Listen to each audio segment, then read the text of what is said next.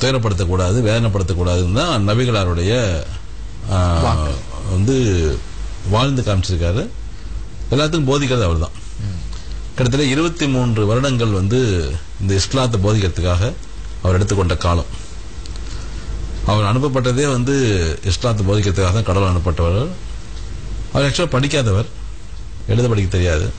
ஆனால் அவர் தான் வந்து அதை எழுதியிருக்காரு அப்படின்னா நம்ப முடியாது. ஏன்னா அவ்வளவு வந்து கடந்த கால வாழ்க்கை, நிகழ்கால வாழ்க்கை, எதிர்கால வாழ்க்கை எல்லா காலங்களுக்கும் ஏற்ற மனித குலத்துக்கு இன்னும் வந்து 50,000 வருஷம் இல்ல 50 லட்சம் வருஷம் வந்தாலும் அன்னைக்கு இருக்கிற மக்களுக்கும் பொருந்தக்கூடிய வகையில கொடுக்கப்பட்டது. அல்லாஹ்வுடைய நேரடியான வார்த்தை இது.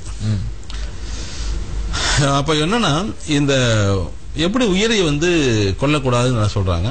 ஆனா இஸ்லாத்துல வந்து பாத்தீங்கன்னா எல்லாமே வந்து சாப்பிட்றமே, ஹலால் சாப்பிடலான்னு சொல்றாமே, அப்ப இது பாவம் இல்லையா அப்படிங்கிற ஒரு கேள்வி இருக்கு. இந்த உலகத்துல படைக்கப்பட்ட எல்லா விதமான உயிரினங்களும் மனிதனுக்கு தான். மனிதன் தான் கடைசி படைப்பு. 84 லட்சம் வகையான ஜீவராசிகளை அல்லாஹ் படைக்கிறாரு. அல்லாஹ் படைச்சிட்டு கடைசி படைப்பாக தான் மனித படைக்கிறாரு. அதுலயும் கடைசி படைப்பு பெண் படைப்பு தான். ஃபர்ஸ்ட் ஆண், அப்புறம் கடைசி பெண். அப்போ இந்த உலகத்துல இருக்கக்கூடிய செடிகள், கொடிகள், மலைகள், தாவரங்கள், கிணறுகள், அதாவது எல்லா உயிரினங்களும் எதெல்லாம் இருக்கோ இது எல்லாமே மனிதனுக்காக மட்டும்தான். மனிதன் தான் உச்சக்கட்ட படைப்பு. இறைவனது உச்சக்கட்ட படைப்பு மனித படைப்பு. இறைவனுக்குள் இருக்கும் எல்லா விதமான சக்திகளும் ஒருங்கிணைத்து படைக்கப்பட்ட படைப்பு தான் மனித படைப்பு. அப்ப எல்லாமே மனுஷனுக்காக மட்டும்தான். அப்போ ஒரு உயிரை தேவையில்லாம கொல்லக்கூடாது, தேவையில்லாம துன்படுத்தக்கூடாது.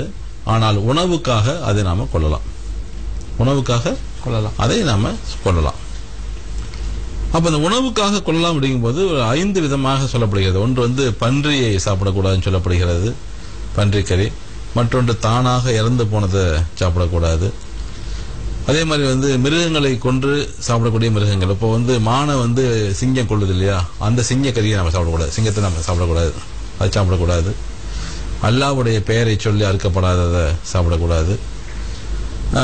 ரத்தம் இருக்கு இல்லையா, ரத்தம்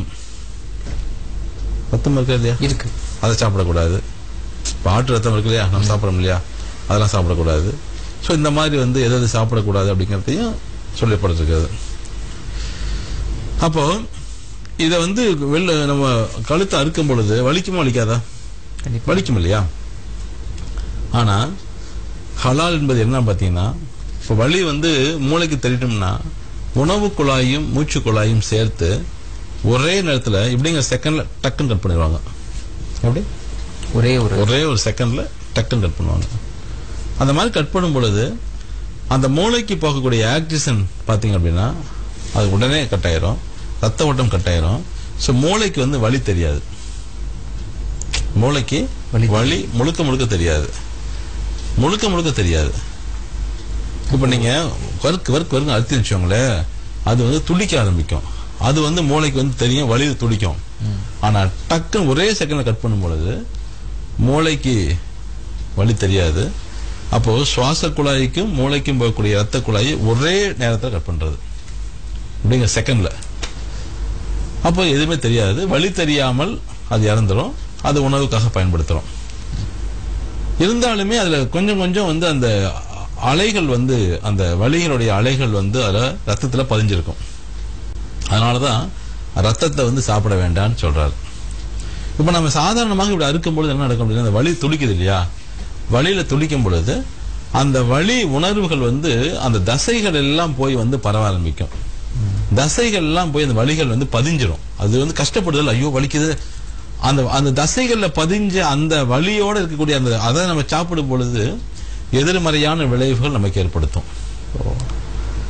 ஆனா ஹலால் அப்படிங்கிற அந்த இறைத்தன்மையான அந்த நிகழ்வுக்குள்ள என்ன நடக்குது அப்படின்னா, முழுக்க வலி தெரியாமல் அது கட்டாகும் பொழுது எந்த விதமான வலிகளும் தசைகள்ல பதியாது. ஏதோ கொஞ்சம் நெஞ்சம் இருக்கும், அது ரத்தத்துல மட்டும்தான் இருக்கும். அதனால அது வேண்டாம்னு சொல்றாரு.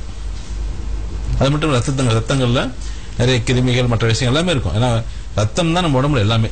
கிருமிகளை கொண்டு போறதும் சரி, கழிவுகளை கொண்டு போறதும் எல்லாமே கொண்டு போய் கெட்ட ரத்தம் போய் நல்ல ரத்தம் மாறுது இல்லையா, எல்லாமே. அதனாலதான் பிளட் வேண்டான்னு சொல்லிட்டு சொல்லப்படுகிறது. இத அறிவியலுக்கு உட்படுத்துறாங்க.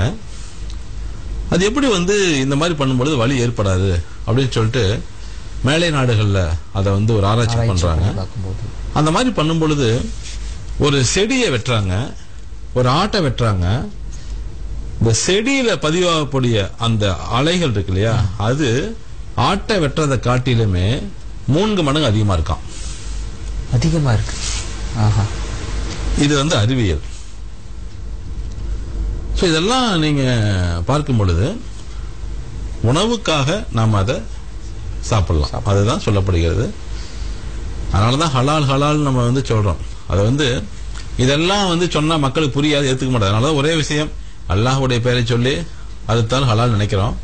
ஆனா உள்ளுக்குள்ள இவ்வளவு அறிவியல் இருக்கு.